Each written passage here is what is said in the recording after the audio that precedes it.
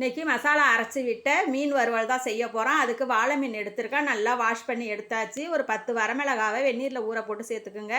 கொஞ்சம் மஞ்சத்தூள், மல்லித்தூள், ஜீரகத்தூள், சோம்புத்தூள், உப்பு, ஒரு 10 சின்ன வெங்காயம், 6 7 பூண்டு பல், நல்லா கொஞ்சம் தண்ணி சேர்த்து நல்லா வழுவழுன்னு அரைச்சி எடுத்து அதை மீனில் சேர்த்து அதில் ஒரு ஸ்பூன் எண்ணெய் சேர்த்துக்குங்க.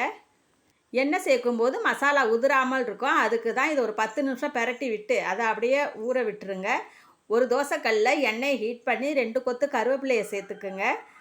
ஒரு மீன் துண்டுகளையும் அதை ஒன்று ஒன்றா அப்படியே பொத்தி பொத்தி அதை வச்சு நான் பொருவா மீன் வறுக்கிறேன். பொருவா மீன் குழம்பு தான் வைப்பாங்க. அதை வறுத்து பாருங்களேன், அவ்வளோ சூப்பராக இருக்குது பொருவா மீன். இதை ஒன்று ஒன்றா பெரட்டி அதை எடுத்து சுட சுட சாதத்தில் வச்சு சாப்பிட்டு பாருங்கள். அந்த மசாலா உள்ளே இறக்கி அவ்வளோ சூப்பராக இருக்கும். இந்த ரெசிபி பிடிச்சிருந்ததுன்னா கமெண்டில் எப்படி இருக்குன்னு சொல்லுங்கள். ரசித்து சமைங்க, ருசித்து சாப்பிடுங்க. தேங்க்யூ.